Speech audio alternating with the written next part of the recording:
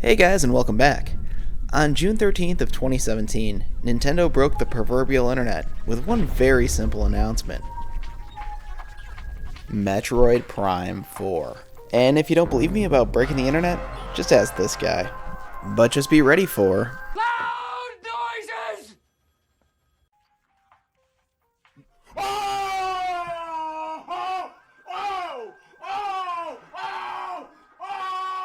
However, on January 25th of 2019, Nintendo dropped another bomb on us by announcing that they were scrapping the initial version of the game being developed by Bandai Namco and getting Retro Studios back into the saddle.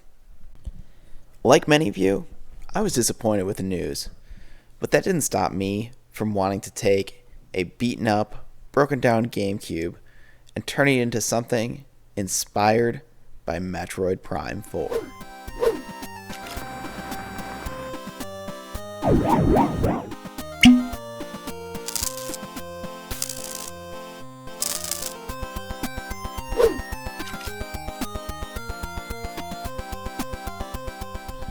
When considering the direction to take this project, the answer was really obvious. It's Samus, and specifically, it's Samus's suit. The orange, the red, and the green would look fantastic from Samus's suit, and I think I've got the ideal candidate for a console to use for this project. Nothing says a GameCube like the original Indigo model. But if I'm going for something that's going to be Metroid themed, I'm going to need some help for this one. So I asked my good buddy, Pucho Magic, to help me out and absolutely make this GameCube the best that it can be.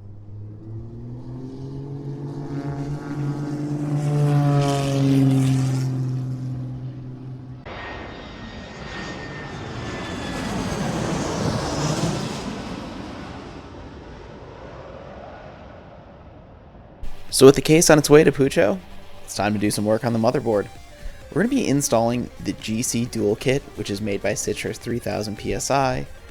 The mod gets its name because it's able to output both digital and analog video, and output them simultaneously. Digital video is output via HDMI, and the analog video comes out the multi-out port on the back. The analog portion supports the following outputs: RGB, RGB-HV, RGSB, and YPBPR, or component. I also find it incredibly easy to install, and I think Dan did a fantastic job doing his own custom modifications not only to the firmware, but designing the hardware itself. The other thing I really like about this mod is it preserves the original digital output port. Now, the reason why I'm so interested in that is because what I think is going to happen is there will be another iteration of this mod released sometime in the near future, and it will allow for upscaling to 960p, similar to what you see with the DC HDMI. Not saying that I know anyone that's currently working on it, but I have a very good feeling that's going to happen here in the future. Having modified hundreds of GameCubes myself, I would personally consider this to be the best internal GC video solution on the market. So for now, let's just rip through some soldering and get the GC Dual installed.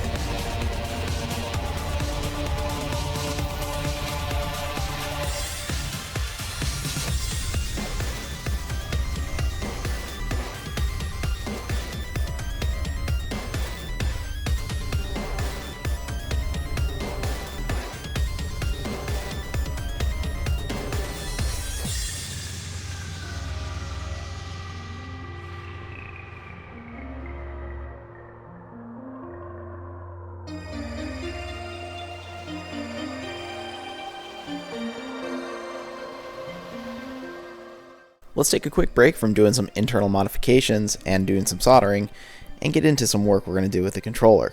Now the controller is going to have a similar theme to the rest of the actual console itself. However, I probably spent way too much time debating what color to make these buttons. The answer was obvious the entire time, but I actually went ahead and made 5 different sets of buttons before I finally settled on these. So what kind of buttons are we going to make? Well, we're going to go ahead and cast some really nice green buttons. And specifically to do this, I'm going to go ahead and use some of this semi-clear, it's like an amber clear Smooth Cast 325 from Smooth On.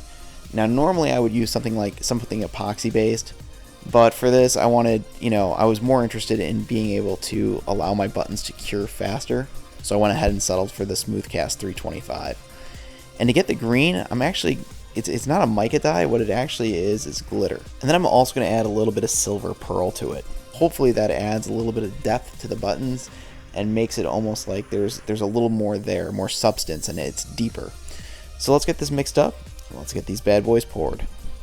If you're interested in go ahead and giving it a try yourself on how to cast and mold your own buttons, go ahead and take a look at the card in the upper right hand corner, as I've done a tutorial on how to do that before.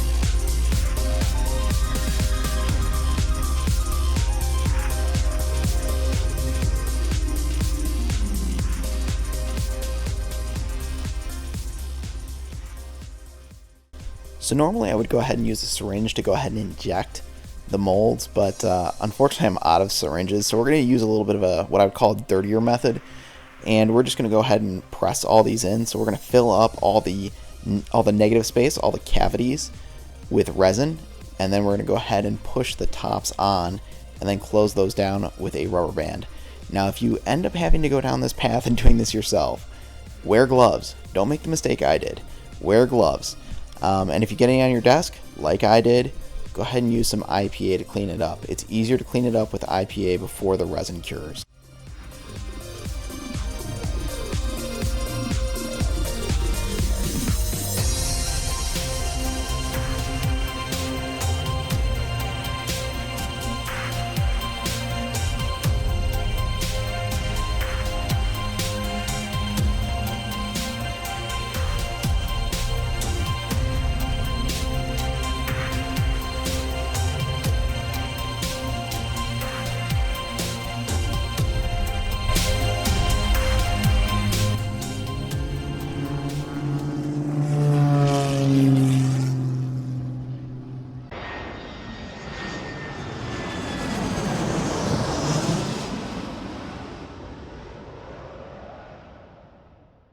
Well, just got all the parts back from Pucho, and after picking up my jaw off the floor, let's go ahead and start reassembling this thing. Now, I hate to be a tease, but the only thing I'm going to show you reassembling is the GBA player. And the answer is, well, I want to save the surprise for the end, because this thing looks absolutely incredible.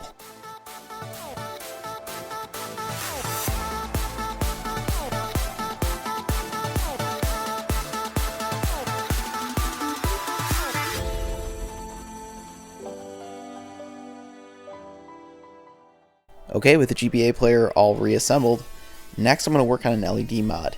Now, Pucho surprised me a little bit. He went ahead and drilled out the player ports on the actual faceplate for the controller ports. I wasn't expecting that, but it's an extra little wrinkle that we're going to go ahead and address right here and right now. So I'm going to use some RGB, individually addressable RGB LEDs, and go ahead and chain 9 of those together. Yes, I said 9. And what we're going to do is we're going to assemble all those. We're going to do an LED mod in the front on the controller ports. We're also going to stick one of those RGB LEDs behind the player indicator. And then we're going to need that last one for the power LED. So let's go ahead and get all these chained together, and let's glue them up and complete this LED mod. Also, if you're interested, I do have a tutorial on how to do this LED mod yourself, so go ahead and take a look at the card in the upper right hand corner. For now, let's montage through this LED mod.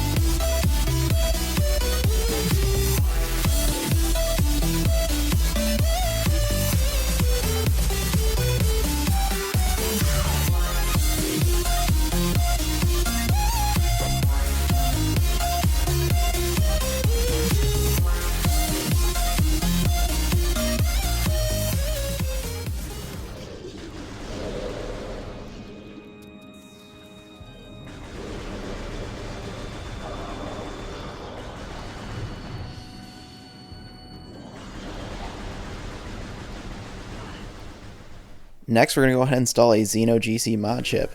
This will allow the console to be region free, as well as play backups of any original games. It'll also allow me to tap into Swiss and exploit the system to play homebrew, as well as force it games into 480p that weren't otherwise. This is a really easy mod to do, highly recommend it, and if you're curious how to do it yourself, I've got a card in the upper right hand corner to walk you through the process.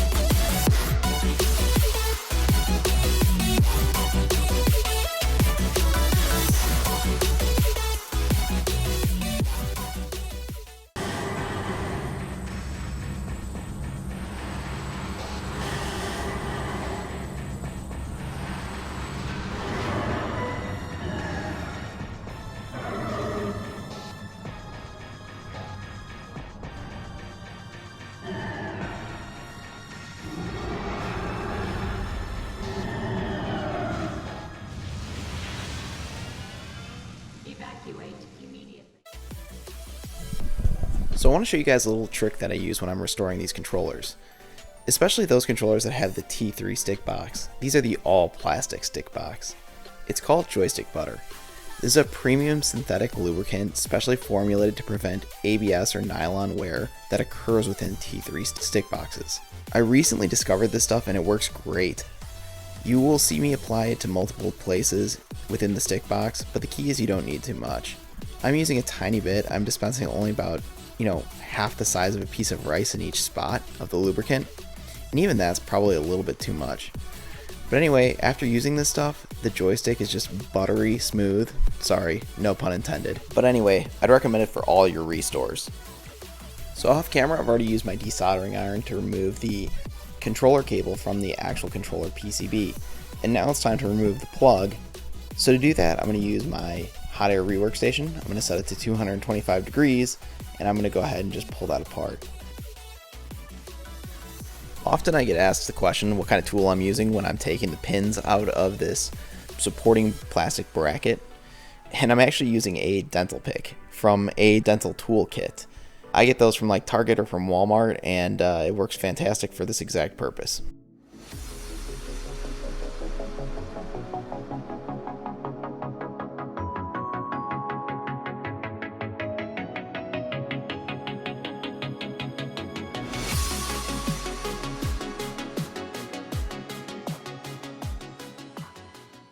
Next step is to go ahead and get the cable sleeved up, but I gotta remove the old jacket first. I'm gonna use a craft knife to go ahead and do that. If you guys are interested in me doing a, call it very detailed look into paracord sleeving a controller cable, let me know. I seem to get lots of questions about it, and I'm happy to do a in-depth tutorial if that's something people are interested in. Just let me know in the comments below.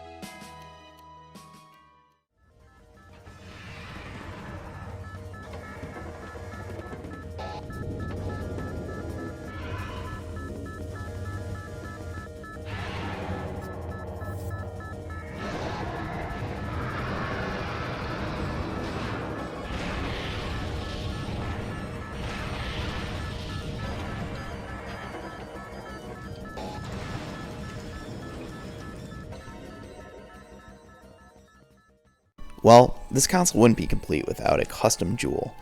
And you guys know me, I love making custom jewels. The problem I had is there were too many choices. I went with a Metroid one, I went with Samus's visor, and of course, I went with a Metroid Prime 4 one. I can't tell which one I like the best, but maybe you guys can tell me what you think in the comments below. Next, I want to show you guys this LED mod. So like I said before, Pucho had drilled out the player indicator ports at the top that sit above the controller ports, and I gotta say, that was such a nice touch. A fantastic idea on his part.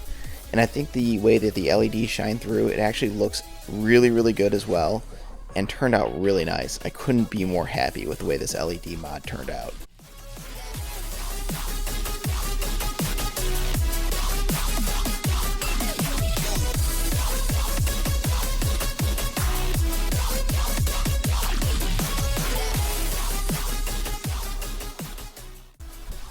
Finally, let's have a look at this controller.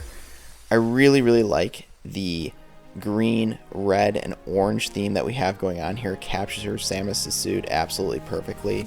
I also really like the stencil that Pucho put on there with the Samus S on there. It's perfect. It captures everything so well, and I couldn't be more happy with the way this controller turned out. Overall, this is probably the best mod from top to bottom that I've been a part of to date. The detail on this thing is incredible, and a lot of that goes to Pucho. I mean, he put detail in places that I wouldn't have thought. For example, everything has a chrome or some sort of metal flake paint, which just fits perfectly with the theme. On top of that, he painted in Samus logos on both the fan ports, something I totally wouldn't have expected, nor would have thought of. If you're curious about how the video output looks on this thing, just take a look at the clips that we've been looking at of Metroid Prime that have kind of phased in between and out of each of the scenes. Those were all captured via HDMI via my Elgato capture card. With all that being said, guys, I really want to thank you so much for checking out this video. Huge shout out to Pucho. Make sure you guys are following him on Instagram. A link will be in the description below to his Instagram. And if you're into the things that I do, you'll be into his Instagram. He posts some absolutely awesome custom controller and console pictures. So if you guys enjoyed the video, please give me a comment, a like, and a subscribe, and I'll catch you guys for the next one here soon.